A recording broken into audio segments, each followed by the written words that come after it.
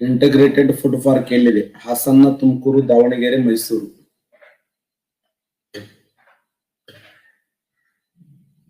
ಪ್ರಧಾನಿ ನರೇಂದ್ರ ಮೋದಿ ಅವರು ಉದ್ಘಾಟನೆ ಮಾಡಿರ್ತಕ್ಕಂಥ ಇಂಟಿಗ್ರೇಟೆಡ್ ಫುಡ್ ಪಾರ್ಕ್. ಎಕ್ಸಲೆಂಟ್. ಸರಿಯಾದಂತ ಉತ್ತರ ತುಮಕೂರದಲ್ಲಿದೆ ನೋಡಿ. ಭಾರತದ ಆಹಾರ ಸಂಶೋಧನಾ ಕೇಂದ್ರ ಅಂದ್ರೆ ಮೈಸೂರು. ಮೆಗಾ ಫುಡ್ ಪಾರ್ಕ್ ಎಲ್ಲಿದೆ ಅಂತಂದ್ರೆ ತುಮಕೂರು ಜಿಲ್ಲೆಯ ವಸಂತ ನರಸಾಪುರ. Right answer. ತುಮಕೂರು ಜಿಲ್ಲೆಯ ವಸಂತ ನರಸಾಪುರ.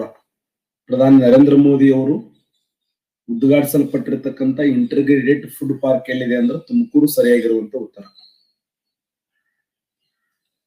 ಕೇಂದ್ರ ಮತ್ತು ರಾಜ್ಯಗಳ ನಡುವಿನ ವಿವಾದಗಳನ್ನು ನಿರ್ಧರಿಸುವ ಭಾರತ ಸರ್ವೋಚ್ಚ ನ್ಯಾಯಾಲಯ ಅಧಿಕಾರವು ಇದರಡಿ ಬರುತ್ತದೆ.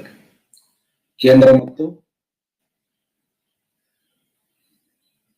ಮತ್ತು ರಾಜ್ಯಗಳ ನಡುವಿನ ವಿವಾದಗಳನ್ನು ನಿರ್ಧರಿಸುವಂತ ಭಾರತ ಸರ್ವೋಚ್ಚ ನ್ಯಾಯಾಲಯವು ಅಧಿಕಾರವು ಇದರ ಅಡಿ ಬರುತ್ತದೆ. ಯಾವ ಅಡಿಯಲ್ಲಿ? ಮೂಲ ಅಧಿಕಾರದ ವ್ಯಾಪ್ತಿ, ಮೇಲ್ಮನಿ ಅಧಿಕಾರದ ವ್ಯಾಪ್ತಿ, ಸಲಹಾ ಅಧಿಕಾರದ ವ್ಯಾಪ್ತಿ ಯಾವುದೂ ಅಲ್ಲ. ಸರಿಯಾಗಿರುವಂತ ಉತ್ತರ ಮೂಲ ಅಧಿಕಾರದ ವ್ಯಾಪ್ತಿ ನೋಡಿ. ಭಾರತ ಸಂವಿಧಾನದ ಯಾವ ವಿಧಿಯಲ್ಲಿ ಅಂದ್ರೆ 131ನೇ ವಿಧಿಯಲ್ಲಿ. ಸಂವಿಧಾನದ 131ನೇ ವಿಧಿ ಮೂಲ ಅಧಿಕಾರದ ವ್ಯಾಪ್ತಿ ಬಗ್ಗೆ ತಿಳಿಸ್ತದೆ. ಸುಪ್ರೀಂ ಕೋರ್ಟ್ ಮೂಲ ಅಧಿಕಾರದ ವ್ಯಾಪ್ತಿ ತಿಳಿಸುವಂತ ವಿಧಿ ಯಾವ್ದಂದ್ರೆ 131ನೇ ವಿಧಿ ಅಲ್ಲ. 131ನೇ ವಿಧಿಯ ಪ್ರಕಾರ ಮೂಲ ಅಧಿಕಾರದ ವ್ಯಾಪ್ತಿಯ ಬಗ್ಗೆ ತಿಳಿಸ್ತದೆ. ನೆಕ್ಸ್ಟ್, ಲೋಕಸಭೆಯ ಸ್ಪೀಕರ್ ಅವರು ಯಾರಿಗೆ ರಾಜೀನಾಮೆ ಪತ್ರವನ್ನು ಸಲ್ಲಿಸಬೇಕು? ಉಪ ಸ್ಪೀಕರ್ ಅವರಿಗೆ, ರಾಷ್ಟ್ರಪತಿಯವರಿಗೆ, ಪ್ರಧಾನಮಂತ್ರಿಯವರಿಗೆ, ಮೇಲಿನ ಯಾರು ಅಲ್ಲ. ಯಾರಿಗೆ? ಎಕ್ಸಲೆಂಟ್. ಸರಿಯಾಗಿರುವಂತ ಉತ್ತರ ಉಪ ಸ್ಪೀಕರ್ ಅವರಿಗೆ ನೋಡಿ. ಉಪ ಸ್ಪೀಕರ್ ಅವ್ರಿಗೆ ಇವ್ರು ರಾಜೀನಾಮೆ ಕೊಡ್ತಾರೆ, ಇವರು ಅವರಿಗೆ ರಾಜೀನಾಮೆ ಪತ್ರವನ್ನು ಸಲ್ಲಿಸಬೇಕು. ಲೋಕಸಭೆ ಸ್ಪೀಕರ್ ಅವರು ಯಾರಿಗೆ ರಾಜೀನಾಮೆ ಪತ್ರ ಸಲ್ಲಿಸಬೇಕು ಅಂತಂದ್ರೆ ಉಪ ಸ್ಪೀಕರ್ ಅವರಿಗೆ ರಾಜೀನಾಮೆ ಪತ್ರವನ್ನು ಸಲ್ಲಿಸಬೇಕು. ಯಾವ ಕಾನೂನುಬದ್ಧ ಅಧಿಕಾರಿಯು ಪಾರ್ಲಿಮೆಂಟಿನ ಕಲಾಪಗಳಲ್ಲಿ ಭಾಗವಹಿಸುವ ಹಕ್ಕು ಹೊಂದಿರುತ್ತಾನೆ? Simple question, very important.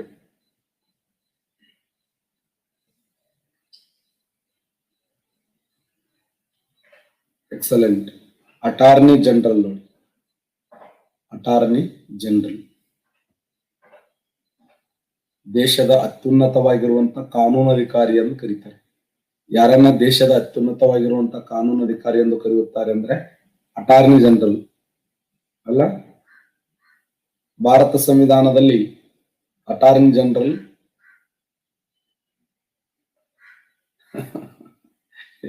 ಯಾಕದು 6 ವರ್ಷ, 5 ವರ್ಷ,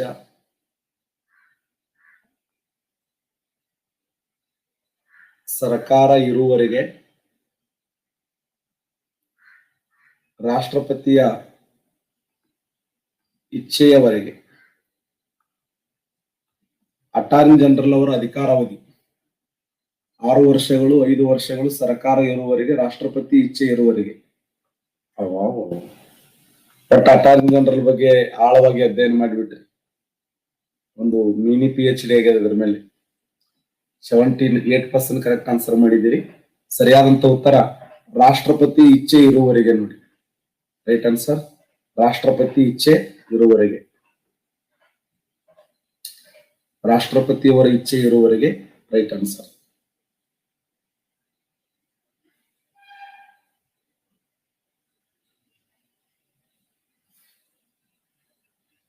ಭಾರತ ಸಂವಿಧಾನದ 165ನೇ ವಿಧಿ 165ನೇ ವಿಧಿ ಈ ಕೆಳಗಿನ ಯಾವ ವ್ಯಕ್ತಿ ಬಗ್ಗೆ ತಿಳಿಸ್ತದೆ?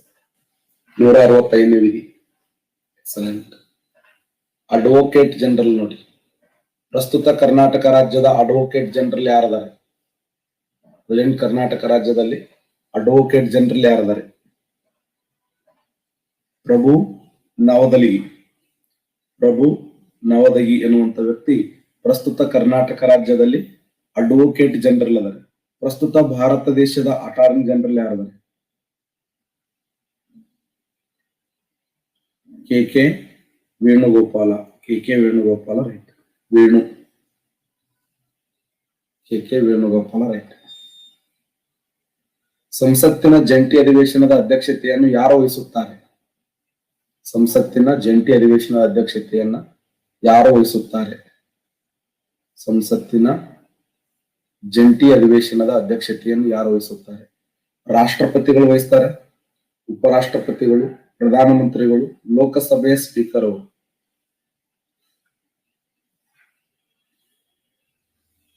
ಸಂಸತ್ತಿನ ಜಂಟಿ ಅಧಿವೇಶನದ ಅಧ್ಯಕ್ಷತೆಯನ್ನು ಯಾರು ವಹಿಸುತ್ತಾರೆ? ಲೋಕಸಭೆ ಸ್ಪೀಕರ್ ಅವರು ವಹಿಸ್ತಾರೆ. ಲೋಕಸಭಾ ಸ್ಪೀಕರ್ ಅವರು ನೋಡಿ. 23% ರಾಷ್ಟ್ರಪತಿಗಳಂತ ಕೊಟ್ಟರು. ರಾಷ್ಟ್ರಪತಿ ವಹಿಸಂಗಿಲ್ಲ ಅಲ್ಲ.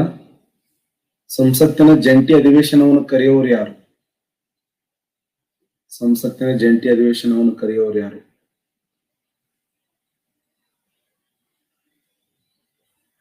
ರಾಷ್ಟ್ರಪತಿಗಳು ಕರೀತಾರೆ. ಸಂಸತ್ತಿನ ಜಂಟಿ ಅಧಿವೇಶನವನ್ನು ಕರೆಯುವವರು ರಾಷ್ಟ್ರಪತಿಗಳು. ಸಂಸತ್ತಿನ ಜಂಟಿ ಅಧಿವೇಶನವನ್ನು ಕರೆಯುವವರು ಯಾರಂದ್ರೆ ರಾಷ್ಟ್ರಪತಿಗಳು. ಆದರೆ ಆ ಸಂಸತ್ತಿನ ಜಂಟಿ ಅಧಿವೇಶನದ ಅಧ್ಯಕ್ಷತೆ ವಹಿಸೋರು ಯಾರಂದ್ರ ಲೋಕಸಭೆಯ ಸ್ಪೀಕರ್ ಅವರು. ರಾಷ್ಟ್ರಪತಿ ಆಗಲು ಇರಬೇಕಾದ ಕನಿಷ್ಠ ವಯಸ್ಸು ಎಷ್ಟು? ರಾಷ್ಟ್ರಪತಿ ಆಗಲು ಇರಬೇಕಾದ ಕನಿಷ್ಠ ವಯಸ್ಸು ಎಷ್ಟು? 35 ವರ್ಷ. 35 ವರ್ಷ ಕನಿಷ್ಠ ವಯಸ್ಸು. ರಾಷ್ಟ್ರಪತಿ ಆಗಲು ಇರಬೇಕಾದ ಕನಿಷ್ಠ ವಯಸ್ಸು ಎಷ್ಟು ಅಂದ್ರೆ 35, 35 ವರ್ಷ. ರಾಷ್ಟ್ರಪತಿ ಆಗಲು ಇರಬೇಕಾಗಿರುವಂತ ಕನಿಷ್ಠ ಅಧಿಕಾರಾವಧಿ. ವಯಸ್ಸಿನ ಅವಧಿ ಎಷ್ಟಂದ್ರೆ 35. ವಯಸ್ಸಿನ ಅವಧಿ ಎಷ್ಟಂದ್ರೆ 35. ದೇಶದ ಪ್ರಧಾನಮಂತ್ರಿ ಆಗಲು ಕನಿಷ್ಠ ವಯೋಮಿತಿ. ದೇಶದ ಪ್ರಧಾನಮಂತ್ರಿ ಆಗಲು 25 ವರ್ಷ. ನೋಡಿ, ದೇಶದ ಪ್ರಧಾನಮಂತ್ರಿ ಆಗಲು 11 ವರ್ಷ. 11% ಜನ 35 ಕೊಟ್ಟರು. ಸರಿಯಾದಂತ ಉತ್ತರ ದೇಶದ ಪ್ರಧಾನಮಂತ್ರಿ ಆಗಲು 25 ವರ್ಷ. ಯಾಕಂದ್ರೆ ಲೋಕಸಭೆ ಸ್ಪೀಕರ್ ಆದ್ರೆ ಲೋಕಸಭೆ ಸದಸ್ಯ ಆದ್ರೆ ಮುಗಿತು ಅಲ್ಲ. ಭಾರತ ಸಂವಿಧಾನದಲ್ಲಿ ಲೋಕಸಭೆಯ ಸದಸ್ಯನಿಗೆ ಅಧಿಕಾರಾವಧಿ MP ಆಗ್ಲಿಕ್ಕೆ ಎಷ್ಟು ವಯಸ್ಸು ಬೇಕಂದ್ರೆ 25 ವರ್ಷ. MLA ಕೂಡ. ಭಾರತದ ರಾಷ್ಟ್ರಪತಿಯನ್ನು ತೆಗೆದುಹಾಕುವ ಕಾರ್ಯವಿಧಾನ ಯಾವುದಾಗಿದೆ? ಅವಿಶ್ವಾಸ ಗೊತ್ತುವಳಿಯ ಮೂಲಕ, ಮಹಾಭಿಯೋಗದ ಮೂಲಕ, ವಿಶ್ವಾಸ ಗೊತ್ತುವಳಿ ಮೂಲಕ, ನಿಲುವಳಿ ಸೂಚನೆಯ ಮೂಲಕ. ಭಾರತದ ರಾಷ್ಟ್ರಪತಿಯನ್ನು ತೆಗೆದುಹಾಕುವ ಕಾರ್ಯವಿಧಾನ ಯಾವುದು?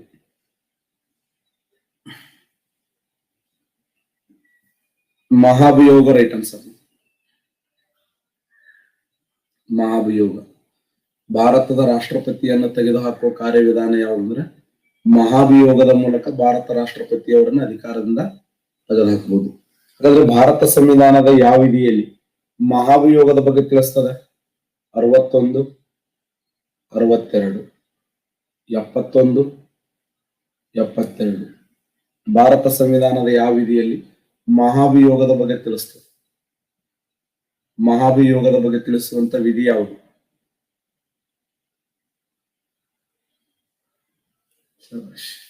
ಸರಿಯಾದಂತ ಉತ್ತರ 61ನೇ ವಿಧಿ. ನೋಡಿ, ಭಾರತ ಸಂವಿಧಾನದ 61ನೇ ವಿಧಿ ರಾಷ್ಟ್ರಪತಿಯವರ ಮಹಾಭಿಯೋಗದ ಬಗ್ಗೆ ತಿಳಿಸುವಂತ ವಿಧಿಯಾಗಿದೆ. ಮಹಾಭಿಯೋಗ. ಸಂವಿಧಾನದಲ್ಲಿ ರಾಷ್ಟ್ರಪತಿಯನ್ನ ಮಹಾಭಿಯೋಗದ ಮೂಲಕ ತೆಗೆದು ಹಾಕುವಂತ ವಿಧಿ ಯಾವ್ದಂದ್ರೆ 61ನೇ ವಿಧಿ. ಭಾರತ ಸಂವಿಧಾನದಲ್ಲಿ ಯಾವ ವಿಧಿಯ ಪ್ರಕಾರ ರಾಷ್ಟ್ರಪತಿಯವರು ಕ್ಷಮಾದಾನದ ಅಧಿಕಾರವನ್ನು ಹೊಂದಿದ್ದಾರೆ? ಕ್ಷಮಾದಾನ. Very good. 72ನೇ ವಿಧಿ. ನೋಡಿ, ಭಾರತ ಸಂವಿಧಾನದ 72ನೇ ವಿಧಿ ಭಾಗ ಎಷ್ಟಂದ್ರೆ 5ನೇ ಭಾಗ. ಮೊನ್ನೆ ಇದು ಕ್ವಶನ್ ಆಗಿತ್ತು 24/8/2020 KS ಕ್ವಶನ್. ಏನು ಅಂದ್ರೆ ಭಾರತ ಸಂವಿಧಾನದ ಯಾವ ವಿಧಿಯ ಪ್ರಕಾರ ರಾಷ್ಟ್ರಪತಿಯವರು ಕ್ಷಮಾದಾನ ಮಾಡುವಂತ ಅಧಿಕಾರವನ್ನು ಹೊಂದಿದ್ದಾರೆ?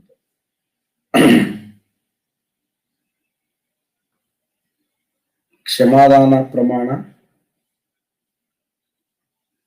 ಕಡಿಮೆ ಮಾಡಬಹುದು, ಮುಂದೂಡಬಹುದು,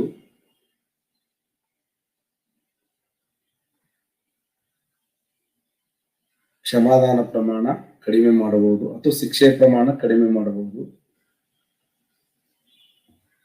ಶಿಕ್ಷೆಯ ಪ್ರಮಾಣ ಕಡಿಮೆ ಮಾಡಬಹುದು ಅಥವಾ ಶಿಕ್ಷೆಯ ಪ್ರಮಾಣವನ್ನ ಮುಂದೂಡಬಹುದು. ಮರಣದಂಡನೆಯಿಂದ ತಪ್ಪಿಸಬಹುದು. ಸಂಪೂರ್ಣ ಖುಲಾಯಿಸಬಹುದು. ರಾಷ್ಟ್ರಪತಿಯವರಿಗೆ ಈ ಕೆಳಗಿನ ಯಾವ ಅಧಿಕಾರ ಇರುವುದಿಲ್ಲ? ರಾಷ್ಟ್ರಪತಿಯವರಿಗೆ ಈ ಕೆಳಗಿನ ಯಾವ ಅಧಿಕಾರ ಇರುವುದಿಲ್ಲ? ಶಿಕ್ಷೆಯ ಪ್ರಮಾಣ ಕಡಿಮೆ ಮಾಡಬಹುದು, ಮರಣದಂಡನೆಯನ್ನು ಮುಂದೂಡಬಹುದು, ಮರಣದಂಡನೆಯನ್ನು ತಪ್ಪಿಸಬಹುದು, ಸಂಪೂರ್ಣವಾಗಿ ಖುಲಾಯಿಸಬಹುದು. ದುರ್ಗದ ಹುಲಿ ಪ್ರಥಮ ಸ್ಥಾನದಲ್ಲಿ. ಇಲ್ಲಿ ಏನ್ ಮಾಡಕ್ ಬರಂಗಿಲ್ಲ ಅಂತಂದ್ರ ಖುಲಾಯಿಸುವಂತಿಲ್ಲ. ಖುಲಾಯಿಸುವಂತಿಲ್ಲ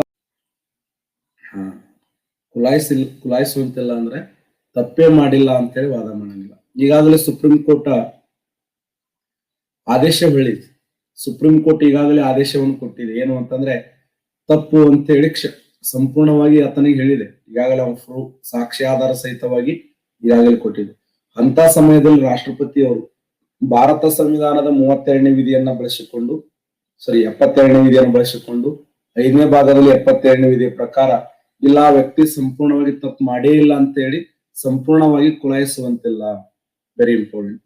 ಸಂಪೂರ್ಣವಾಗಿ ಖುಲಾಯಿಸುವಂತಿಲ್ಲ. ಅದಕ್ಕೆ ಭಾರತ ಸಂವಿಧಾನದ 72ನೇ ವಿಧಿಯ ಪ್ರಕಾರ ಸಂಪೂರ್ಣವಾಗಿ ಖುಲಾಯಿಸುವಂತ ಅಧಿಕಾರ ಯಾರಿಗಿಲ್ಲ ಅಂತಂದ್ರೆ ರಾಷ್ಟ್ರಪತಿಯವರಿಗಿಲ್ಲ. ಶಿಕ್ಷೆಯ ಪ್ರಮಾಣ ಕಡಿಮೆ ಮಾಡಬಹುದು, ಶಿಕ್ಷೆಯನ್ನು ಮುಂದೂಡಬಹುದು ಅಥವಾ ಮರಣದಂಡನೆಯನ್ನು ತಪ್ಪಿಸಬಹುದು. ಆದರೆ ಯಾವ ಅಧಿಕಾರ ಇಲ್ಲ ರಾಷ್ಟ್ರಪತಿಯವರಿಗೆ ಅಂದ್ರೆ ಇವತ್ತ ಕೊಟ್ಟಿರ್ತಕ್ಕಂಥ ಸುಪ್ರೀಂ ಕೋರ್ಟ್ ಕೊಟ್ಟಿರ್ತಕ್ಕಂಥ ತೀರ್ಪಿಗೆ ವಿರುದ್ಧವಾಗಿ ಇಲ್ಲ, ಇವು ತಪ್ಪು ಮಾಡೇ ಇಲ್ಲ, ಆದ್ರೂ ಕೂಡ ಸುಪ್ರೀಂ ಕೋರ್ಟ್ ಈತನಿಗೆ ಶಿಕ್ಷೆಯನ್ನು ಕೊಟ್ಟದಂತ ಹೇಳಿ ಆತನ ತಪ್ಪನ್ನ, ಆತ ಮಾಡಿರ್ತಕ್ಕಂಥ ಅಪರಾಧವನ್ನು ಸಂಪೂರ್ಣವಾಗಿ ಆತ ಅಪರಾಧನೇ ಮಾಡಿಲ್ಲ ಅಂತ ಹೇಳಿ ಇದೆಯಲ್ಲ, ಅವನ ಮೇಲಿರುವಂತ ಕಳಂಕವನ್ನ ಸಂಪೂರ್ಣವಾಗಿ ಖುಲಾಯಿಸ್ಲಕ್ಕ ಅಧಿಕಾರ ಇಲ್ಲ. ಭಾರತ ಸಂಸತ್ತದಲ್ಲಿ ಅತಿ ದೊಡ್ಡ ಸಮಿತಿ ಯಾವುದು? ಸಂಸತ್ತಿನಲ್ಲಿ ಸಮಿತಿಗಳು ಅಂತ ಬರ್ತವೆ. ಆ ಸಮಿತಿಗಳಲ್ಲಿ ಅತ್ಯಂತ ದೊಡ್ಡದಾಗಿರುವಂತ ಸಮಿತಿ ಯಾವುದು? ಅಂದಾಜು ಸಮಿತಿ, ಸಾರ್ವಜನಿಕ ಲೆಕ್ಕಪತ್ರಗಳ ಸಮಿತಿ, ಹಕ್ಕುಗಳ ಸಮಿತಿ, ಕಾರ್ಯಕಲಾಪಗಳ ಸಮಿತಿ. ಸರಿಯಾಗಿರುವಂತ ಉತ್ತರ ಅಂದಾಜು ಸಮಿತಿ. ನೋಡಿ, ಭಾರತ ಸಂಸತ್ತಿನಲ್ಲಿ ಅತಿ ದೊಡ್ಡ ಸಮಿತಿ ಯಾವುದು ಅಂತ ಕ್ವಶನ್ ಆಗಿದೆ. ಭಾರತ ಸಂಸತ್ತದಲ್ಲಿ ಅತಿ ದೊಡ್ಡ ಸಮಿತಿ ಯಾವ್ದಂದ್ರ ಅಂದಾಜು ಸಮಿತಿ. ರೈಟ್ ಆನ್ಸರ್, ಅಂದಾಜು ಸಮಿತಿ. ಭಾರತ ಸಂಸತ್ತಿನಲ್ಲಿ ಅತ್ಯಂತ ದೊಡ್ಡದಾಗಿರುವಂತ ಸಮಿತಿ ಯಾವ್ದಂದ್ರ ಅಂದಾಜು ಸಮಿತಿ. ಒಂದು ಮಸೂದೆ ಆರ್ಥಿಕ ಮಸೂದೆಯನ್ನು ತೀರ್ಮಾನಿಸುವವರು ಯಾರು? ಇದು ಆರ್ಥಿಕ ಮಸೂದೆಯಾಗಿದೆ ಅಂತೇಳಿ ತೀರ್ಮಾನ ಮಾಡುವವರು ರಾಷ್ಟ್ರಪತಿಗಳು, ಉಪರಾಷ್ಟ್ರಪತಿಗಳು, ಪ್ರಧಾನಮಂತ್ರಿಗಳು, ಲೋಕಸಭೆ ಸ್ಪೀಕರ್ ಅವರು. ಒಂದು ಮಸೂದೆ ಇದು ಆರ್ಥಿಕ ಮಸೂದೆಯಾಗಿದೆ, ಇದೊಂದು ಆರ್ಥಿಕ ಮಸೂದೆಯಾಗಿದೆ ಎಂದು ತೀರ್ಮಾನ ಮಾಡೋರು ಯಾರು? ರಾಷ್ಟ್ರಪತಿಗಳು, ಉಪರಾಷ್ಟ್ರಪತಿಗಳು, ಪ್ರಧಾನಮಂತ್ರಿಗಳು, ಲೋಕಸಭೆಯ ಸ್ಪೀಕರ್ ಅವರು. ಸಂಸತ್ತಿನಲ್ಲಿ ಒಂದು ಮಸೂದೆ ಇದೆ, ಇದೊಂದು ಮಸೂದೆ ಆರ್ಥಿಕ ಮಸೂದೆ ಎಂದು ತೀರ್ಮಾನ ಮಾಡೋರು ಯಾರು? ಸರಿಯಾಗಿರುವಂತ ಉತ್ತರ ಲೋಕಸಭೆ ಸ್ಪೀಕರ್. ನೋಡಿ, ಇಂಥವೆಲ್ಲ ಬಹಳ ಸಿಂಪಲ್ ಅನಿಸ್ತವೆ, ಆದ್ರೂ ಕೂಡ ನಮ್ಮ ಕೈ ಮಾರ್ಕ್ಸ್ ಬಿಟ್ಟು ಹೋಗ್ಬಿಡ್ತವೆ ಅಲ್ಲ. ಒಂದು ಮಸೂದೆಯನ್ನ ಆರ್ಥಿಕ ಮಸೂದೆಯನ್ನು ತೀರ್ಮಾನ ಮಾಡೋರು ಯಾರು ಅಂದ್ರೆ ಲೋಕಸಭೆಯ ಸ್ಪೀಕರ್.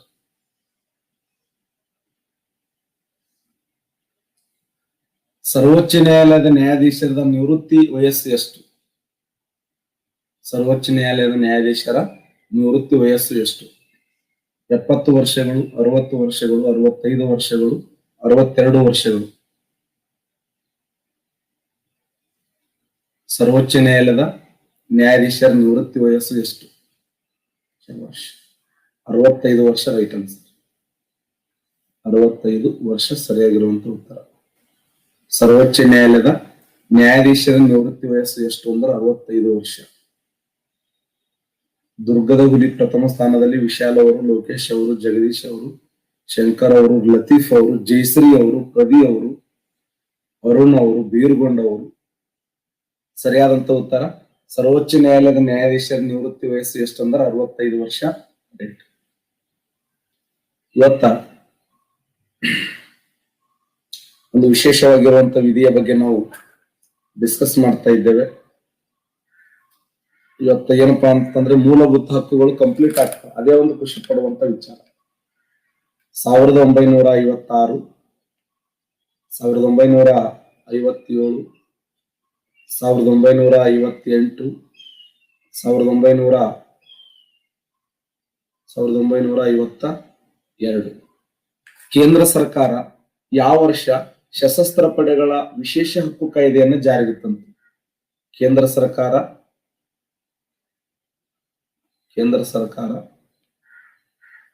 ಯಾವ ವರ್ಷ ಸಶಸ್ತ್ರ ಪಡೆಗಳ ವಿಶೇಷ ಹಕ್ಕು ಕಾಯ್ದೆ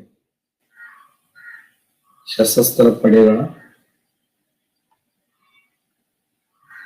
ವಿಶೇಷ ಹಕ್ಕು ಕಾಯ್ದೆ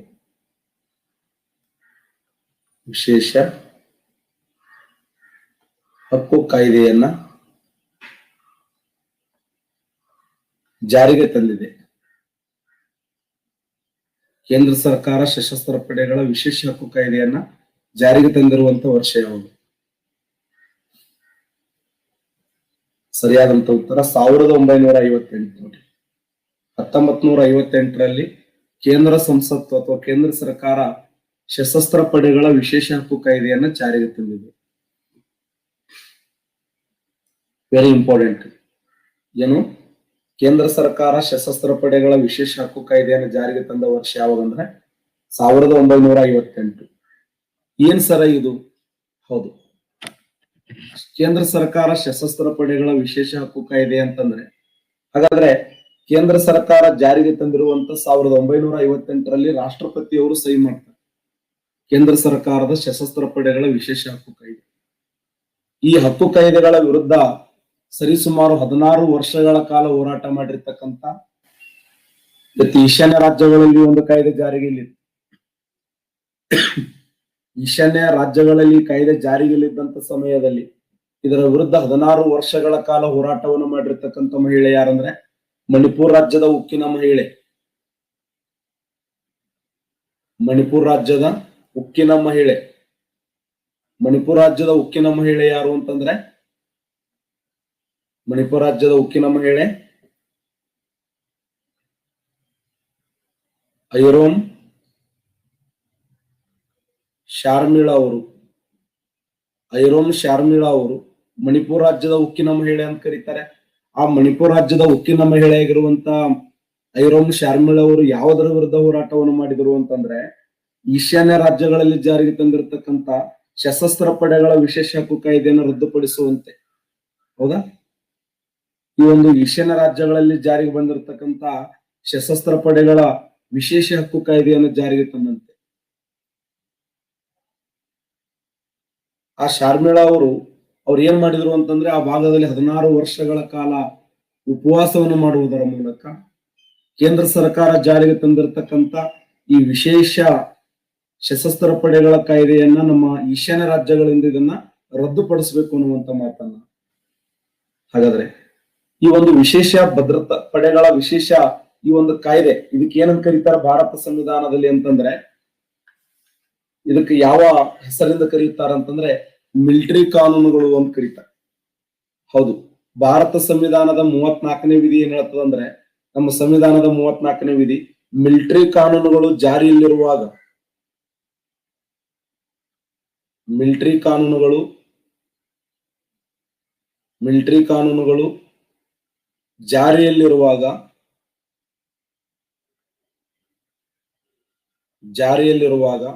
ಸಂಸತ್ತು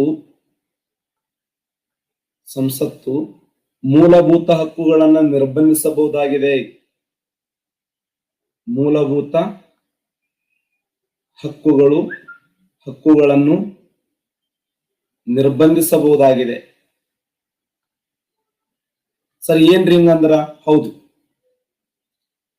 ಇದು ತುರ್ತು ಪರಿಸ್ಥಿತಿ ಅಲ್ಲ. ಮಿಲಿಟರಿ ಕಾನೂನುಗಳನ್ನ ಭಾರತ ಸಂವಿಧಾನದಲ್ಲಿ ಉಲ್ಲೇಖ ಮಾಡಿಲ್ಲ. ಮಿಲಿಟರಿ ಕಾನೂನುಗಳನ್ನ ಭಾರತ ಸಂವಿಧಾನದಲ್ಲಿ ಉಲ್ಲೇಖ ಮಾಡಿಲ್ಲ. ಈ ಮಿಲಿಟರಿ ಕಾನೂನುಗಳು ಜಾರಿಯಲ್ಲಿರುವಂತ ಸಮಯದಲ್ಲಿ ಯಾವ್ಯಾವ ಪ್ರದೇಶಗಳಲ್ಲಿ ನೀನ್ ಹೇಳಿದಿಲ್ಲ 33ನೇ ವಿಧಿ ಹೇಳಿನಿ. 33ನೇ ವಿಧಿ ಏನ್ ಹೇಳ್ತದ ಅಂತಂದ್ರೆ, ಯಾರು ನಿನ್ನೆ 33ನೇ ವಿಧಿ ಎಂದಿರಿ ಅಂತಂದ್ರಲ್ಲ, ಅದು ಬೇರೆಯಪ್ಪ. ಭಾರತ ಸಂವಿಧಾನದ 33ನೇ ವಿಧಿ ಏನ್ ಹೇಳ್ತಂದ್ರೆ ಸಶಸ್ತ್ರ ಪಡೆಗಳ ಮೂಲಭೂತ ಹಕ್ಕುಗಳನ್ನು ರದ್ದುಪಡಿಸುವುದು, ಸೈನಿಕರ ಮೂಲಭೂತ ಹಕ್ಕುಗಳನ್ನು ರದ್ದುಪಡಿಸುವುದಿಲ್ಲಿ. ಅಲ್ಲಿ ಏನು ಅಂತಂದ್ರೆ ಸಶಸ್ತ್ರ ಪಡೆಗಳಿಗೆ ಮೂಲಭೂತ ಹಕ್ಕು ರದ್ದುಪಡಿಸುವುದು ಅಂದ್ರೆ ಕೇಂದ್ರದಲ್ಲಿ ಬರ್ತಕ್ಕಂಥ ಅಥವಾ ಈ ಒಂದು ನೌಕಾದಳ ಆಗಿರಬಹುದು, ವಾಯುದಳ ಆಗಿರಬಹುದು, ಭೂದಳ ಆಗಿರಬಹುದು, ಪ್ಯಾರಾಮಿಲಿಟರಿ ಪಡೆಗಳಾಗಿರಬಹುದು, ಕೇಂದ್ರೀಯ ವಿಶೇಷವಾಗಿರುವಂತ ಮೀಸಲು ಪಡೆಗಳಾಗಿರಬಹುದು ಅಲ್ಲ, ಆ ಒಂದು ನಮ್ಮ ಭಾರತ ದೇಶದ ಸಶಸ್ತ್ರ ಪಡೆಗಳ ಸೈನಿಕರ ಮೂಲಭೂತ ಹಕ್ಕುಗಳನ್ನ ರದ್ದುಪಡಿಸಿ. ಯಾಕೆ ರದ್ದುಪಡಿಸುವುದು? ಯಾರಿಗೆ ಅಧಿಕಾರ ಇದೆ? ಕೇಂದ್ರ ಸಂಸತ್ತಿಗೆ ಅಧಿಕಾರ ಇದೆ. ಕೇಂದ್ರ ಸಂಸತ್ತಿಗೆ ಅಧಿಕಾರ ಇದೆ ಹೊರತು ರಾಜ್ಯ ವಿಧಾನಸಭೆಗಳಿಗೆ ಆ ಒಂದು ಅಧಿಕಾರ ಇಲ್ಲ. ಅದು ಬೇರೆ. ಸಶಸ್ತ್ರ ಪಡೆಗಳಿಗೆ ಮೂಲಭೂತ ಹಕ್ಕುಗಳನ್ನು ರದ್ದುಪಡಿಸಿದರೆ ಎಲ್ಲೆಲ್ಲಿ ಮಿಲಿಟರಿ ಕಾನೂನುಗಳು ಜಾರಿಯಲ್ಲಿ ಇರ್ತಾವಲ್ಲ, ಆ ಪ್ರದೇಶದ ಜನರ ಮೂಲಭೂತ ಹಕ್ಕುಗಳನ್ನು ರದ್ದುಪಡಿಸಲಾಗುತ್ತದೆ. ಅದು ಯಾವ್ಯಾವ ಪ್ರದೇಶಗಳಲ್ಲಿ ಮಿಲಿಟರಿ ಹಕ್ಕುಗಳು ಜಾರಿಯಲ್ಲಿ ಇರ್ತಾವಲ್ಲ, ಆ ಮಿಲಿಟರಿ ಹಕ್ಕುಗಳು ಜಾರಿಯಲ್ಲಿರುವಂತ ಪ್ರದೇಶಗಳಲ್ಲಿ ಮೂಲಭೂತ ಹಕ್ಕುಗಳನ್ನ ರದ್ದುಪಡಿಸಲಾಗುತ್ತದೆ. ಉದಾಹರಣೆ, ಇವತ್ತು ಭಾರತ ದೇಶದಲ್ಲಿ ನಾವು ಮಯನ್ಮಾರ್ ರಾಜ್ಯ ತೆಗೆದುಕೊಳ್ಳಿ. ಮಯನ್ಮಾರ್ ರಾಜ್ಯದಲ್ಲಿ ಇವತ್ತು ಮಿಲಿಟರಿ ಕಾನೂನುಗಳು ಜಾರಿಯಲ್ಲಿದ್ದಾವೆ. 2019, 18, 17 ಸಮಯದಲ್ಲಿ ಜಮ್ಮು ಕಾಶ್ಮೀರದಲ್ಲಿ, ಇತ್ತೀಚೆಗೆ ಅಸ್ಸಾಂ ರಾಜ್ಯದಲ್ಲಿ, ಅಂದ್ರೆ ಒಂದು ನಿರ್ದಿಷ್ಟವಾದ ಪ್ರದೇಶಕ್ಕೆ ಮಾತ್ರ ಸೀಮಿತವಾಗಿರುತ್ತವೆ ಇವು. ಇಡೀ ದೇಶಾದ್ಯಂತ ಜಾರಿಯಲ್ಲಿರಂಗಿಲ್ಲ. ಕೇವಲ ಒಂದು ಪ್ರದೇಶಕ್ಕೆ ಮಾತ್ರ, ಕೇವಲ ಒಂದು ಸೀಮಿತವಾಗಿರುವಂತ ಪ್ರದೇಶಕ್ಕೆ ಮಾತ್ರ ಇದು ಅನ್ವಯ ಆಗ್ತದೆ. ಯಾರವರು 33, 34 ಸೇಮನವರು 33 ಬ್ಯಾರೆ ಅಂತ ಹೇಳಿನಲ್ಲ ಆಗಲಿ, ಒಳ್ಳೊಳ್ಳೆ 33 ಯಾರಿಗೆ ಸಂಬಂಧಪಟ್ಟದ ಅಂತಂದ್ರೆ ಮಿಲಿಟರಿ ಪಡೆಗೆ ಸಂಬಂಧಪಟ್ಟದ ಅಂತ ಹೇಳ್ತೇನೆ. 33, 34 ಎರಡು ಒಂದೇ. 33ನೇ ವಿಧಿ ಏನಂತಂದ್ರ ಕೇವಲ ಮಿಲಿಟರಿ ಪಡೆಗೆ ಮಾತ್ರ ಸಂಬಂಧಪಟ್ಟದ, ಕೇವಲ ಮಿಲಿಟರಿ ಪಡೆಯವರಿಗೆ ಮಾತ್ರ ಸಂಬಂಧಪಟ್ಟಿದೆ. ಆರ್ಮಿ ಇವತ್ತು ಭಾರತ ದೇಶದಲ್ಲಿ ವಾಯುಸೇನೆ, ಭೂಸೇನೆ, ನೌಕಾಸೇನೆ ಅಲ್ಲ, ಪ್ಯಾರಾ ಮಿಲಿಟರಿ ಪಡೆಗಳು, ಅವ್ರಿಗೆ ಇದು ಸಂಬಂಧಪಟ್ಟದ ಏನೋ ಮೂಲಭೂತ ಹಕ್ಕುಗಳನ್ನು ರದ್ದುಪಡಿಸುದು. ಇದು ಅಲ್ಲ ಮಿಲಿಟರಿ ಕಾನೂನುಗಳು ಅಂತಂದ್ರ, ಈ ಉದಾಹರಣೆ ಒಂದು ಹೇಳ್ಬಿಡ್ತೀನಿ ನೋಡಿ. ಈಗ ಒಂದು ಯಾವುದು ಪಂಜಾಬ್ ರಾಜ್ಯ ಇದೆ. ಈ ಪಂಜಾಬ್ ರಾಜ್ಯ ಏನ್ ಮಾಡ್ತಾ ಇದೆ ಅಂತಂದ್ರೆ ಪ್ರತ್ಯೇಕವಾಗಿರುವಂತ ಹೋರಾಟ ಮಾಡ್ತಾ ಇದೆ. ಏನು ಪ್ರತ್ಯೇಕವಾಗಿರುವಂತ ಹೋರಾಟ? ಸಪರೇಟ್ ಆಗಿರುವಂತ ಕಲಿಕಿಸ್ತಾನ ಮಾಡಬೇಕು, ಸಪರೇಟ್ ಆಗಿ ಕಲಿಕಿಸ್ತಾನ ಅನ್ನುವಂತ ರಾಷ್ಟ್ರ ಘೋಷಣೆ ಮಾಡಬೇಕು. ಪಂಜಾಬದ ಆಶೆ ಏನು ಅಂತಂದ್ರೆ ಪಂಜಾಬ, ಹರಿಯಾಣ, ರಾಜಸ್ಥಾನ್ ಈ 3 ರಾಜ್ಯಗಳನ್ನು ಕೂಡಿಸಿಕೊಂಡು ಭಾರತ ದೇಶದಿಂದ ಪ್ರತ್ಯೇಕವಾಗಿರುವಂತ ಕಲಿಕಿಸ್ತಾನ ಮಾಡಬೇಕು ಅಂದಾಗ ಕೇಂದ್ರ ಸರ್ಕಾರ ಏನಂತದ, ಮಾಡಂತದನು, ಆಯ್ತು ಮಾಡ್ಬಿಡಪ್ಪ, ಕಲಿಕಿಸ್ತಾನ ಮಾಡ್ಕೊಂಡು ಹೋಗ್ಬಿಡು, ನೀವು ಸ್ವಂತ ರಾಷ್ಟ್ರ ಕಟ್ಕೋ. ಮತ್ತೆ ಉಳಿದವರು ಇವ್ರು ಪಂಜಾಬ್ ಕಲಿಕಿಸ್ತಾನ ರಾಷ್ಟ್ರ ಮಾಡ್ತಂದ್ರ ತಮಿಳ್ನಾಡು ಏನಂತದ, ನಾ ತಮಿಳು ವೈಕುಂಠ ಮಾಡ್ತೀನಿ ಅಂತದ, ನಮ್ಗೂ ತಮಿಳು ವೈಕುಂಠ ಮಾಡುತ್ತೇನೆ ಅಂತ ಅದಕ್ಕೂ ಬಿಡಕ್ ಬರ್ತದ. ಅಂತ ಸಮಯದಲ್ಲಿ ಯಾವ್ಯಾವ ರಾಷ್ಟ್ರಗಳು ಪ್ರತ್ಯೇಕವಾಗಿರುವಂತ ರಾಷ್ಟ್ರ ಮಾಡ್ತೀನಿ ಅಂತಾರಲ್ಲ, ಅವ್ರಿಗೆ ಹೆಡ್ಡಿಕಿನ ಕ್ಷಣ ಮರಂಗ್ ಬೀಳ್ತವೆ. ಹಡದ ಕತ್ತರಿಸ್ಕೊಂಡ್ ಬೀಳ್ಬೇಕು.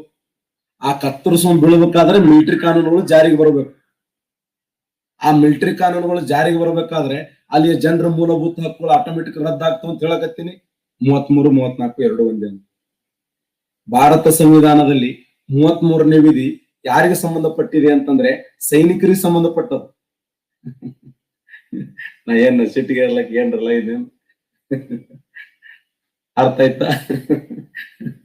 ಭಾರತ ಸಂವಿಧಾನದ 33 ಮುಂಜಾನೆ ಸುಮ್ಮಿಟ್ಟು ಏನ್ರ ಹೇಳ್ಬೇಕತ್ನಾ ಅಂದ್ರ ಅದು ಸೇಮ್ ಅದ, ಇದು ಸೇಮ್ ಅದ. ಸಂವಿಧಾನದ 33ನೇ ವಿಧಿ ಮಿಲಿಟರಿ ಪಡೆಗಳಿಗೆ ಸಂಬಂಧಪಟ್ರೆ ಭಾರತ ಸಂವಿಧಾನದ 34ನೇ ವಿಧಿ. ಈ ಉದಾಹರಣೆ, ಈ ಇಡೀ ನಮ್ಮ ಭಾರತ ದೇಶದಲ್ಲಿ ಈ ಒಂದು ಸಶಸ್ತ್ರ ಪಡೆಗಳ ಕಾಯ್ದೆ ಕಾನೂನು ಜಾರಿಗೆ ಬಂದಿರತಕ್ಕಂತ ರಾಜ್ಯ ಯಾವ್ದೊಂದು ಕ್ವಶನ್ ಆಗಿದೆ. ಯಾವ ರಾಜ್ಯದಲ್ಲಿ ಒಂದು ಕಾಯ್ದೆ ಜಾರಿಗೆ ಬಂತು? ಇಡೀ ನಮ್ಮ ಭಾರತ ದೇಶದಲ್ಲಿ ಪ್ರಯೋಗ ಮಾಡಿದ್ದು 1958ರಲ್ಲಿ. Very good. 1958ರಲ್ಲಿ ಈ ಕಾಯ್ದೆ ಜಾರಿಗೆ ಬಂದಿರತಕ್ಕಂತ ಮೊದಲ ರಾಜ್ಯ ಅಂದ್ರೆ ನಾಗಾಲ್ಯಾಂಡ್. ನೆನ್ಪಿಡಿ, ನಾಗಾಲ್ಯಾಂಡ್. ನಾಗಾಲ್ಯಾಂಡ್ ಏನಂತ ಕರೀತಾರೆ ಈ ಕಾಯ್ದೆಯನ್ನ? AFL SPA ಅಂತ ಕರೀತಾರೆ. AFSPA ಇದನ್ನೇ ಕನ್ನಡದಲ್ಲಿ ನಾವೇನಂತ ಕರಿತೀವಿ ಅಂದ್ರ ಸಶಸ್ತ್ರ ಪಡೆಗಳ ವಿಶೇಷ ಹಕ್ಕು ಕಾಯ್ದೆ ಅಂತ ಕರೀತಾರೆ. ಸಶಸ್ತ್ರ ಪಡೆಗಳ ವಿಶೇಷ ಹಕ್ಕು ಕಾಯ್ದೆ ಅಲ್ಲ, ಸಶಸ್ತ್ರ ಪಡೆಗಳ ವಿಶೇಷ ಹಕ್ಕು ಕಾಯ್ದೆ ಇಡೀ ಭಾರತ ದೇಶದಲ್ಲಿ ಯಾವ ರಾಜ್ಯದಲ್ಲಿ ಮೊದಲ ಬಾರಿಗೆ ಜಾರಿಗೆ ಬಂತು ಅಂದ್ರೆ ನಾಗಾಲ್ಯಾಂಡದಲ್ಲಿ ಜಾರಿಗೆ ಬಂತು. ಇವತ್ತು ಕೆಲವೊಂದು ರಾಜ್ಯಗಳದಾವಲ್ಲ, ಈ ಒಂದು ರಾಜ್ಯಗಳು ಜಮ್ಮು ಕಾಶ್ಮೀರ ಆಗಿರಬಹುದು, ಪಂಜಾಬ್ ಆಗಿರಬಹುದು, ನಾಗಾಲ್ಯಾಂಡ್ ಆಗಿರಬಹುದು, ಅಸ್ಸಾಂ ಆಗಿರಬಹುದು, ಇಂಥ ರಾಜ್ಯಗಳು ಏನು ಮಾಡ್ತಾವ ಅಂದ್ರೆ ಒಂಥರ ತಲೆ ಉಗ್ರ ಬಂದಂಗ ಆಗಿರ್ತಾವ. ತಲೆ ಉಗ್ರ ಬಂದಾಗ ಆದಾಗ ಅವುಗಳಿಗೆ ಏನ್ ಮಾಡದಪ್ಪ ಅಂತಂದ್ರೆ ಈ ಮಿಲಿಟರಿ ಕಾನೂನುಗಳನ್ನ ಜಾರಿಗೆ ತರುವುದರ ಮೂಲಕ ಆ ರಾಜ್ಯಗಳನ್ನ ಬಗ್ಗು ಬಡಿಯುವಂತ ಪ್ರಯತ್ನವನ್ನು ಮಾಡ್ತೀವಿ ಅಲ್ಲ. ಆದ್ರೆ ಇವುಗಳನ್ನ ನಾವು ತುರ್ತು ಪರಿಸ್ಥಿತಿ ಅಂತ ಕರೆಯಂಗಿಲ್ಲ. ತುರ್ತು ಪರಿಸ್ಥಿತಿನೇ ಬೇರೆ, ಇವೇ ಬೇರೆ. ನಾವು ಕೇಂದ್ರೀಯ ತುರ್ತು ಪರಿಸ್ಥಿತಿ ಸಂವಿಧಾನದ 352ನೇ ವಿಧಿಯಲ್ಲಿ ಅವಕಾಶ ಕೊಟ್ಟಿವಿ ಅಲ್ಲ. ಕೇಂದ್ರೀಯ ತುರ್ತು ಪರಿಸ್ಥಿತಿಗೆ 352ನೇ ವಿಧಿಯಲ್ಲಿ ಅವಕಾಶ ಕೊಟ್ಟಿವಿ. ಈ ತುರ್ತು ಪರಿಸ್ಥಿತಿ ಭಾರತ ಸಂವಿಧಾನದಲ್ಲಿ ಉಲ್ಲೇಖ ಇದೆ, ಬಟ್ ಈ ಮಿಲಿಟರಿ ಕಾನೂನುಗಳು ಭಾರತ ಸಂವಿಧಾನದಲ್ಲಿ ಉಲ್ಲೇಖ ಇಲ್ಲ. ಭಾರತ ಸಂವಿಧಾನದಲ್ಲಿ ಉಲ್ಲೇಖ ಇಲ್ಲ. ಇವು 352ನೇ ವಿಧಿಯ ಪ್ರಕಾರ ಉಲ್ಲೇಖ ಅದಾವ, ಉಲ್ಲೇಖ ಇವೆ. ಮಿಲಿಟರಿ ಕಾನೂನುಗಳು ಇವು ಮಿಲಿಟರಿ ಕಾನೂನು, ಇವು ಮೂಲ ಇದು ತುರ್ತು ಪರಿಸ್ಥಿತಿ. ಅದು ಮಿಲಿಟರಿ ಕಾನೂನುಗಳು ಎಲ್ಲೆಲ್ಲಿ ಜಾರಿಗೆ ಇರ್ತಾವಲ್ಲ ಅಲ್ಲಿ ಅರೆಸ್ಟ್ ಅಂತ ಏನು ಸೂಟ್ ಮಾಡುವಂತ ಹಕ್ಕಿದೆ ಸೈನಿಕರು. ಹೊಡೆದ್ರಲಕ್ಕ ಕತ್ತರಿಸ್ಕೊಂಡ್ಬಿಡ್ಬೇಕು. ಎಲ್ಲೆಲ್ಲಿ ಮಿಲಿಟರಿ ಕಾನೂನುಗಳು ಜಾರಿಯಲ್ಲಿ ಇರ್ತಾವಲ್ಲ ಅಲ್ಲಿ ಜನರನ್ನ ಹತ್ಯೆ ಮಾಡುವಂತದ್ದು ಮತ್ತು ಹೊಡೆದ್ರಲಕ್ಕ ಅವ್ರನ್ನ ಶಿಕ್ಷೆ ಕೊಡಬಹುದು ನಾವು. ಜಟ್ಟು ಗಣಿ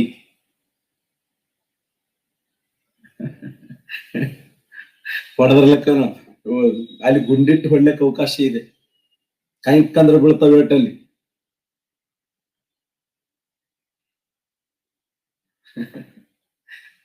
ಭಾರತ ಸಂವಿಧಾನದಲ್ಲಿ ಮಿಲಿಟರಿ ಕಾನೂನು ಬಹಳ ವಿಶೇಷ ಇವು. ಹಾಗಾದ್ರೆ ಭಾರತ ಸಂವಿಧಾನದಲ್ಲಿ ಮಿಲಿಟರಿ ಕಾನೂನುಗಳು ಏನಿಲ್ಲ ಅಂದ್ರೆ ಉಲ್ಲೇಖ ಇಲ್ಲ. ಈ ತುರ್ತು ಪರಿಸ್ಥಿತಿ ರಾಷ್ಟ್ರಾದ್ಯಂತ ಜಾರಿಗೆ ಬರ್ತದೆ. ರಾಷ್ಟ್ರದ ತುಂಬೆಲ್ಲ ಜಾರಿಗೆ ಬರ್ತದೆ. ಆದ್ರೆ ಈ ಒಂದು ಮಿಲಿಟರಿ ಕಾನೂನುಗಳು ಕೆಲವೇ ಪ್ರದೇಶಗಳಿಗೆ ಮಾತ್ರ ಸೀಮಿತ ಆಗಿರ್ತವೆ. ಸೀಮಿತ ಪ್ರದೇಶಕ್ಕೆ ಮಾತ್ರ ಅನ್ವಯ ಆಗ್ತವೆ. ಸೀಮಿತ ಪ್ರದೇಶಕ್ಕೆ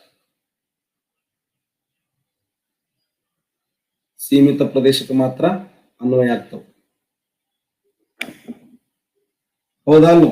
ಇದು ಭಾರತ ಸಂವಿಧಾನದಲ್ಲಿ ತುರ್ತು ಪರಿಸ್ಥಿತಿ ಉಲ್ಲೇಖ ಇದೆ, ಮಿಲಿಟರಿ ಕಾನೂನುಗಳು ಉಲ್ಲೇಖ ಇಲ್ಲ.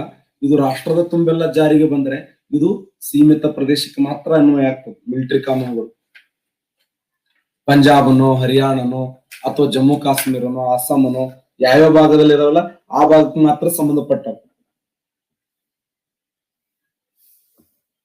ಮಿಲಿಟರಿ ಕಾನೂನುಗಳು ಜಾರಿಯಲ್ಲಿರ್ತಂತ ಸಮಯದಲ್ಲಿ ಈ ಸರ್ಕಾರ ಮತ್ತು ನ್ಯಾಯಾಲಯಗಳು ಅಮಾನತಿನಲ್ಲಿ ಇಟ್ಟಿರ್ತಾರೆ. ಸರ್ಕಾರ ಮತ್ತು ನ್ಯಾಯಾಲಯಗಳು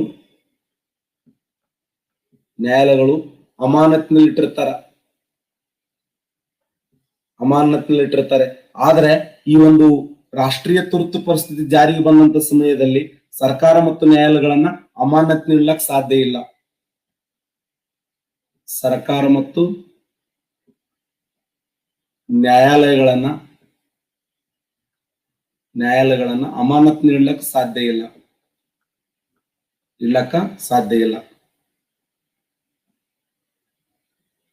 ಇರುವುದಿಲ್ಲ.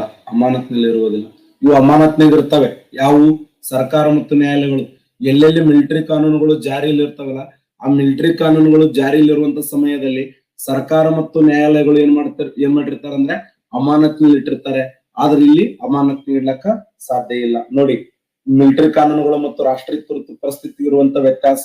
ಒಂದು ಉಲ್ಲೇಖ ಇಲ್ಲ, ಇದು ಉಲ್ಲೇಖ ಇದೆ. ಇದು ಕೇವಲ ಸೀಮಿತ ಪ್ರದೇಶಕ್ಕೆ ಮಾತ್ರ ಸಂಬಂಧಪಟ್ಟಿದೆ. ಇದು ರಾಷ್ಟ್ರಾದ್ಯಂತ ಸಂಬಂಧಪಟ್ಟಿದೆ.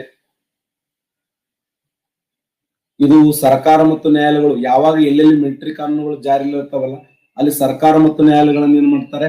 ಅಮಾನತಿನ ಇಟ್ಟಿರ್ತಾರೆ. ಆದ್ರೆ ಸರ್ಕಾರ ಮತ್ತು ನ್ಯಾಯಾಲಯಗಳನ್ನ ಅಮಾನತಿನ ಇಡ್ಲಕ್ಕೆ ಸಾಧ್ಯ ಇಲ್ಲ. Very important. ನೋಡಿ, ಭಾರತ ಸಂವಿಧಾನದ 34ನೇ ವಿಧಿಯ ಬಗ್ಗೆ ನಾವು ಡಿಸ್ಕಸ್ ಮಾಡ್ತಾ ಇದ್ದೇವೆ.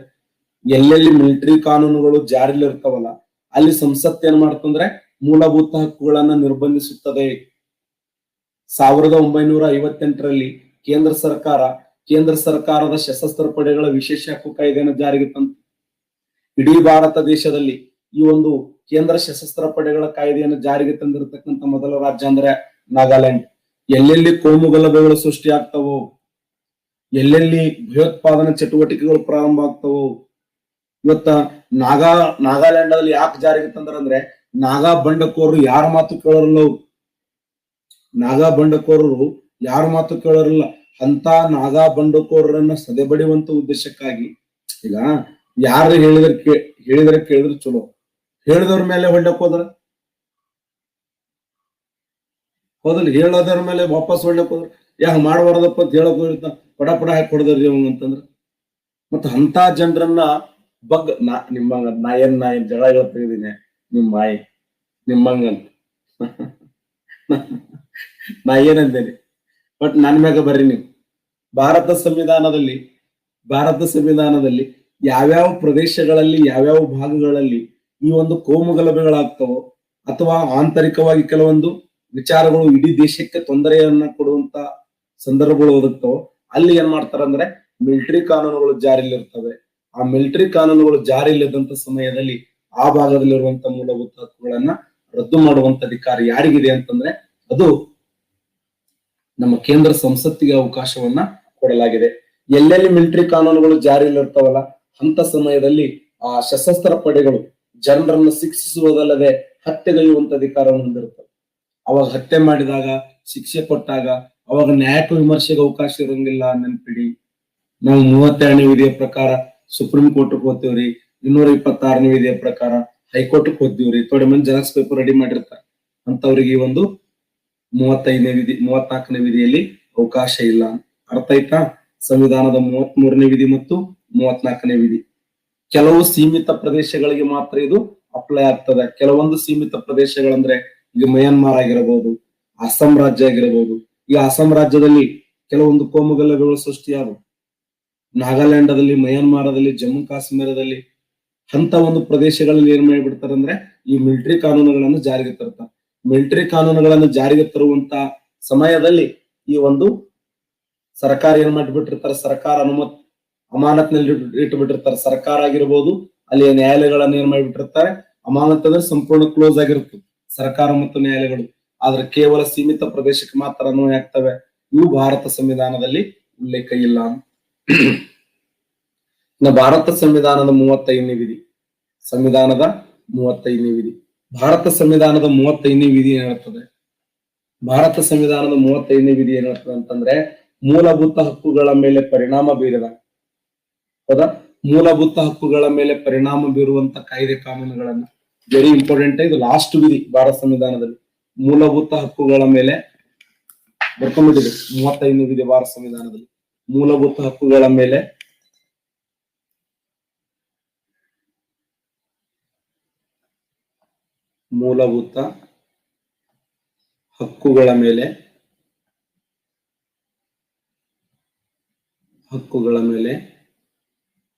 ಪರಿಣಾಮ ಬೀರುವ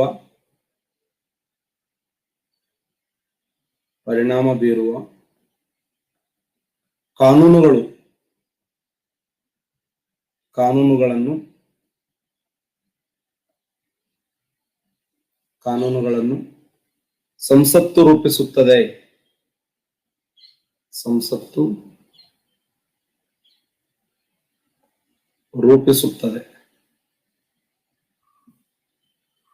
ಮೂಲಭೂತ ಹಕ್ಕುಗಳ ಮೇಲೆ ಪರಿಣಾಮ ಬೀರುವ ಕಾನೂನುಗಳನ್ನ ಸಂಸತ್ತು ರೂಪಿಸುತ್ತದೆ.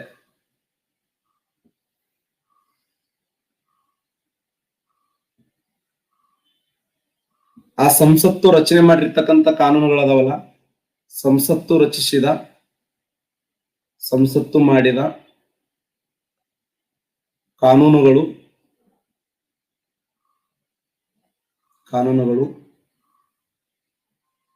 ಇಡೀ ದೇಶಕ್ಕೆ ಅನ್ವಯವಾಗುತ್ತದೆ.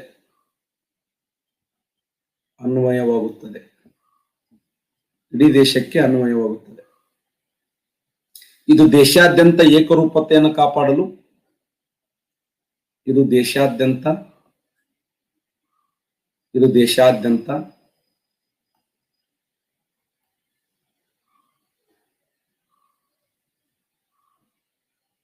ದೇಶಾದ್ಯಂತ ಏಕರೂಪತೆಯನ್ನು ಕಾಪಾಡಲು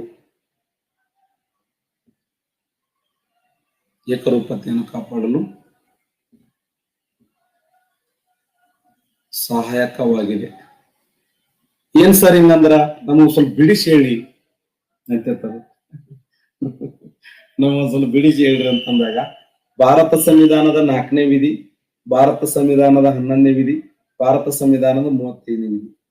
ಈ ವಿಧಿಗಳ ವೈಶಿಷ್ಟ್ಯ ಏನು ಅಂತಂದ್ರೆ, ಈ 4ನೇ ವಿಧಿ ಏನ್ ಮಾಡ್ತಂದ್ರೆ ಸಂವಿಧಾನದ 2 ಮತ್ತು 3ನೇ ವಿಧಿಗಳ ಮೇಲೆ ಕಾಯ್ದೆ ಕಾನೂನುಗಳನ್ನು ಮಾಡ್ತದೆ. ಹೌದಾ? 2 ಮತ್ತು 3ನೇ ವಿಧಿಗಳ ಮೇಲೆ ಕಾಯ್ದೆ ಕಾನೂನುಗಳನ್ನು ಮಾಡುವಂತ ವಿಧಿ ಯಾವ್ದಂದ್ರೆ ಭಾರತ ಸಂವಿಧಾನದ 4ನೇ ವಿಧಿ. 11ನೇ ವಿಧಿ ಏನ್ ಹೇಳ್ತದೆ?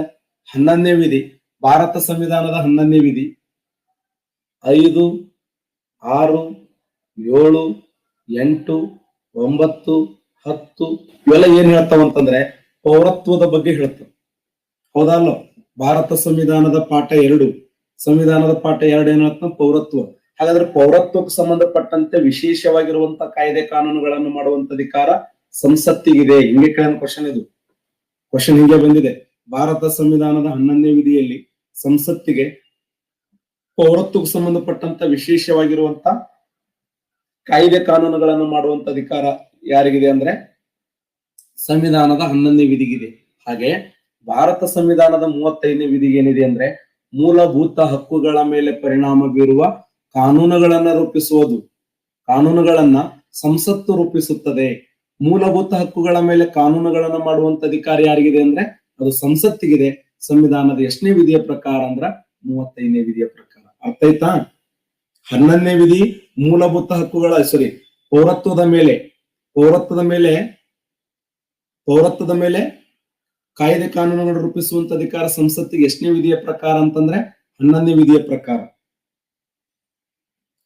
ಇನ್ನ 35ನೇ ವಿಧಿ ಏನ್ ಹೇಳ್ತದ ಅಂತಂದ್ರೆ ಮೂಲಭೂತ ಹಕ್ಕುಗಳ ಮೇಲೆ ಪರಿಣಾಮ ಬೀರುವಂತ ಕಾನೂನುಗಳನ್ನ ಸಂಸತ್ತು ರೂಪಿಸುತ್ತದೆ. ಹೌದಾ ಅಲ್ಲೋ?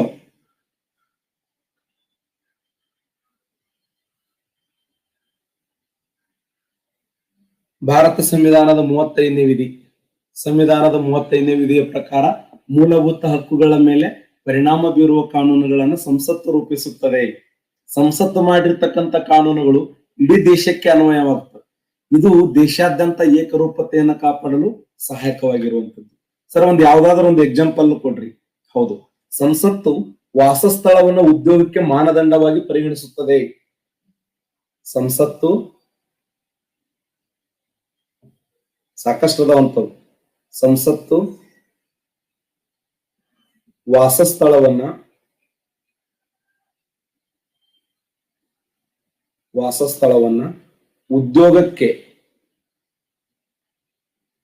ಉದ್ಯೋಗಕ್ಕೆ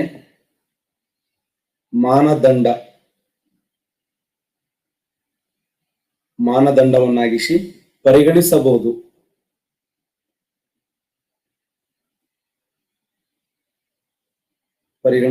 ಸಂಸತ್ತು ವಾಸಸ್ಥಳವನ್ನ ಉದ್ಯೋಗಕ್ಕೆ ಮಾನದಂಡವಾಗಿ ಪರಿಗಣಿಸಬಹುದು. ಹಾಗಾದ್ರೆ ಇಡೀ ಭಾರತ ದೇಶದಲ್ಲಿ ಈ ಒಂದು ವಾಸಸ್ಥಳವನ್ನ ಉದ್ಯೋಗಕ್ಕೆ ಮಾನದಂಡವಾಗಿ ಇವತ್ತು ಪ್ರೆಸೆಂಟ್ ವಾಸ್ತವದಲ್ಲಿ ಇರ್ತಕ್ಕಂಥ ಪ್ರೆಸೆಂಟ್ ಚಲಾವಣೆಯಲ್ಲಿ ಇರ್ತಕ್ಕಂಥ ರಾಜ್ಯ ಯಾವುದು ಇವತ್ತಿಗೂ? A, B, C, D. ಯಾವ ರಾಜ್ಯ ಚಲಾವಣೆಯಲ್ಲಿದೆ? ತಮಿಳುನಾಡು, ಆಂಧ್ರ ಪ್ರದೇಶ, ಕರ್ನಾಟಕ, ಕೇರಳ. ಈ ಕೆಳಗಿನ ಯಾವ ರಾಜ್ಯದಲ್ಲಿ? ತಮಿಳುನಾಡಲ್ಲಿ, ಆಂಧ್ರ ಪ್ರದೇಶದಲ್ಲಿ, ಕರ್ನಾಟಕದಲ್ಲಿ, ಕೇರಳದಲ್ಲಿ. ಸರಿಯಾದಂತ ಉತ್ತರ ಆಂಧ್ರ ಪ್ರದೇಶ. ಪ್ರಸ್ತುತ ಆಂಧ್ರ ಪ್ರದೇಶದಲ್ಲಿ ಮಾತ್ರ ಈ ಒಂದು ವಾಸಸ್ಥಳವನ್ನ ಮಾನದಂಡವನ್ನಾಗಿ ಪರಿಗಣಿಸಲಾಗುತ್ತದೆ. ವಾಸಸ್ಥಳವನ್ನ ಮಾನದಂಡವಾಗಿ ಪರಿಗಣಿಸುವಂತದ್ದು ಆಂಧ್ರ ಪ್ರದೇಶ್. ಎಲ್ಲಾ ರಾಜ್ಯಗಳಲ್ಲಿ ಇದೆ, ಆದರೆ ಆಂಧ್ರ ಪ್ರದೇಶದಲ್ಲಿ ಅದು ಮೀಸಲಾತಿ. ತಮಿಳುನಾಡು ನೀವು ಹೇಳ್ತಾ ಇರೋದು, ತಮಿಳುನಾಡು 69% ಮೀಸಲಾತಿ ಅಂದ್ರೆ ಎಲ್ಲಾ ವರ್ಗದ ಜನಾಂಗದವರಿಗೆ, ಎಲ್ಲಾ ಜಾತಿಯ ಜನಾಂಗದವರಿಗೆ. ಇಡೀ ಭಾರತ ದೇಶದಲ್ಲಿ ಗರಿಷ್ಠ ಮೀಸಲಾತಿಯನ್ನು ಕೊಟ್ಟಿರ್ತಕ್ಕಂಥ ರಾಜ್ಯ ತಮಿಳುನಾಡು, 69%, ಅಲ್ಲ 69%.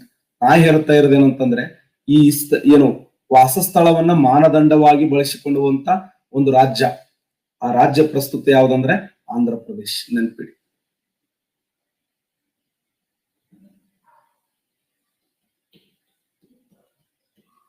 ನೋಡಿ, ಸಂಸತ್ತು ಏನಪ್ಪಾ ಅಂತಂದ್ರೆ ವಾಸಸ್ಥಳ ಉದ್ಯೋಗಕ್ಕೆ ಮಾನದಂಡವಾಗಿ ಪರಿಗಣಿಸುವ ಸಮಯದಲ್ಲಿ ಏನ್ ಮಾಡಬಹುದು ಅಂತಂದ್ರೆ ಕಾಯ್ದೆ ಕಾನೂನು ರೂಪಿಸಬಹುದು.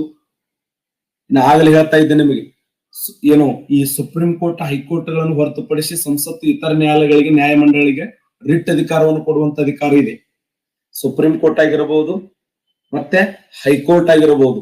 ಈ ಸುಪ್ರೀಂ ಕೋರ್ಟ್ ಮತ್ತು ಹೈಕೋರ್ಟ್ ಗಳನ್ನು ಹೊರತುಪಡಿಸಿ ಇತರೆ ನ್ಯಾಯಾಲಯಗಳು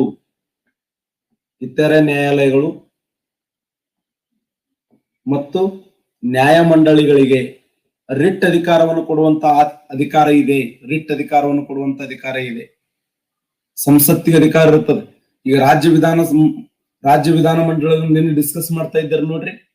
ಇಲ್ಲ ಸಪರೇಟ್ ಆಗಿರುವಂತ ನ್ಯಾಯಾಂಗ ತನಿಖೆ ಆಗಬೇಕು, ಸಪರೇಟ್ ಆಗಿರುವಂತ ನ್ಯಾಯಾಂಗ ಹಾಲಿ ಅಧಿಕಾರಿಗಳಿಂದ ಅವರಿಗೆ ಸಪರೇಟ್ ಆಗಿರುವಂತ ನ್ಯಾಯಾಂಗ ತನಿಖೆ. ಮತ್ತು ವಿಧಾನಸಭೆಗಳು ಇಷ್ಟು ಹಾರಾಡ್ತಾವ ಅಂತಂದ್ರೆ ಸಂಸತ್ತಿಗಷ್ಟು ತಾಕತ್ ಇರ್ಲಕ್ಕೆ ವಿಚಾರ ಮಾಡಿ. ಕಲಾಪಗಳಲ್ಲಿ ಸಂಸತ್ತಿಗಷ್ಟು ತಾಕತ್ ಇರಬಹುದು, ವಿಚಾರ ಮಾಡಿ. ತನಿಖೆಗೆ ಸಪರೇಟ್ ಆಗಿರುವಂತ ನ್ಯಾಯಾಂಗ ಇಲಾಖೆಗೆ ಅವಕಾಶ ಕೊಡಬೇಕು. ಸಪರೇಟ್ ಆಗಿರುವಂತ ಒಂದು ತನಿಖಾ ಆಯೋಗ ರಚನೆ ಆಗಬೇಕು, ನ್ಯಾಯಾಂಗ ತನಿಖೆ ಆಗಬೇಕು. ಅದು ನ್ಯಾಯಾಂಗ ತನಿಖೆ ಏನಂದ್ರೆ ಹಾಲಿ ಏನು ಈ ಹೈಕೋರ್ಟಿನ ನ್ಯಾಯಾಧೀಶರು ಒಳಗೊಂಡಿರ್ತಕ್ಕಂಥ ಒಂದು ಸಮಿತಿ ಇರಬೇಕು ಅಂತ ಅಂತಾರಲ್ಲ, ಆತರ ಕೇಂದ್ರ ಸಂಸತ್ತು ಏನ್ ಮಾಡ್ತದೆ ಅಂತಂದ್ರೆ ಸುಪ್ರೀಂ ಕೋರ್ಟ್ ಮತ್ತು ಹೈಕೋರ್ಟ್ಗಳಿಗೆ ಹೊರತುಪಡಿಸಿ ಇತರೆ ನ್ಯಾಯಾಲಯಗಳಿಗೆ ಈ ಒಂದು ರಿಟ್ ಅಧಿಕಾರವನ್ನು ಕೊಡುವಂತ ವ್ಯಾಪ್ತಿ ಅಧಿಕಾರ ಯಾರಿಗಿದೆ ಅಂತಂದ್ರೆ ಸಂಸತ್ತಿಗಿದೆ. ನೋಡಿ, ನಾ ಏನ್ ಹೇಳ್ತಾ ಇದ್ದೇನೆಂದ್ರೆ ಭಾರತ ಸಂವಿಧಾನದ 35ನೇ ವಿಧಿಯಲ್ಲಿ ಮೂಲಭೂತ ಹಕ್ಕುಗಳ ಮೇಲೆ ಸಂಸತ್ತು ವಿಶೇಷವಾಗಿರುವಂತ ಕಾಯ್ದೆ ಕಾನೂನುಗಳನ್ನ ಮಾಡುವಂತ ಅಧಿಕಾರ ಇದೆ ಅಂತ ಹೇಳಿದೆ. ಸುಪ್ರೀಂ ಕೋರ್ಟ್, ಹೈಕೋರ್ಟ್ ಹೊರತುಪಡಿಸಿ ಇತರೆ ನ್ಯಾಯಾಲಯ ಮತ್ತು ನ್ಯಾಯಮಂಡಳಿಗಳಿಗೆ ರಿಟ್ ಅಧಿಕಾರ ಕೊಡುವಂತ ಅಧಿಕಾರ ಇದೆ. ಅಷ್ಟೇ ಅಲ್ಲದೆ ಸಶಸ್ತ್ರ ಪಡೆಗಳ ಈ ಸಂಸತ್ತು ಮೂಲಭೂತ ಹಕ್ಕುಗಳನ್ನು ನಿರ್ಬಂಧಿಸಬಹುದು. ಸಶಸ್ತ್ರ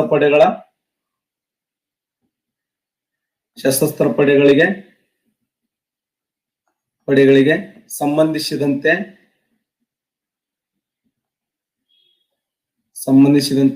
ಸಂಸತ್ತು ಏನ್ ಮಾಡಬಹುದು, ಮೂಲಭೂತ ಹಕ್ಕುಗಳನ್ನು ನಿರ್ಬಂಧಿಸಬಹುದು. ಆಗ್ಲೇ ಹೇಳಿದೆ, ಎಷ್ಟನೇ ವಿಧಿ ಇದು ಎಷ್ಟನೇ ವಿಧಿ ಹೇಳುತ್ತೆ? ಸಶಸ್ತ್ರ ಪಡೆಗಳಿಗೆ ಸಂಬಂಧಪಟ್ಟಂತೆ ಸಂಸತ್ತು ಮೂಲಭೂತ ಹಕ್ಕುಗಳನ್ನು ರದ್ದುಪಡಿಸಬಹುದು. 33, 32, 34, 31 ಸಶಸ್ತ್ರ ಪಡೆಗಳಿಗೆ ಸಂಬಂಧಿಸಿದಂತೆ ಸಂಸತ್ತು ಅವರ ಮೂಲಭೂತ ಹಕ್ಕುಗಳನ್ನು ರದ್ದುಪಡಿಸಬಹುದು. ಎಕ್ಸಲೆಂಟ್. ಭಾರತ ಸಂವಿಧಾನದಲ್ಲಿ 33ನೇ ವಿಧಿ ಏನ್ ಹೇಳುತ್ತಂದ್ರೆ ಸಶಸ್ತ್ರ ಪಡೆಗಳಿಗೆ ಸಂಬಂಧಪಟ್ಟಂತೆ ಮೂಲಭೂತ ಹಕ್ಕುಗಳನ್ನ ನಿರ್ಬಂಧಿಸುವಂತ ಅಧಿಕಾರ ಯಾರಿಗಿದೆ ಅಂದ್ರೆ ಸಂಸತ್ತಿಗಿದೆ. ಆಗ್ಲೇ ಹೇಳಿದ್ನಲ್ಲ, ವಾಕ್ ಸ್ವಾತಂತ್ರ್ಯ ಇರಂಗಿಲ್ಲ, ಸಭೆ ಸೇರುವಂತ ಸ್ವಾತಂತ್ರ್ಯ ಇರಂಗಿಲ್ಲ, ಸಂಚಾರ ಮಾಡುವಂತ ಸ್ವಾತಂತ್ರ್ಯ ಇರಂಗಿಲ್ಲ. ಯಾರಿಗೆ? ಸಶಸ್ತ್ರ ಪಡೆಗಳಿಗೆ. ಆ ಸಶಸ್ತ್ರ ಪಡೆಗಳಿಗೆ ಸಂಬಂಧಪಟ್ಟಂತೆ ಸಂಸತ್ತು ಮೂಲಭೂತ ಹಕ್ಕುಗಳನ್ನ ನಿರ್ಬಂಧಿಸಬಹುದಾಗಿದೆ. ಅಷ್ಟೇ ಅಲ್ಲದೆ ಮಿಲಿಟರಿ ಕಾನೂನುಗಳು ಜಾರಿಯಲ್ಲಿರುವಂತ ಸಮಯದಲ್ಲಿ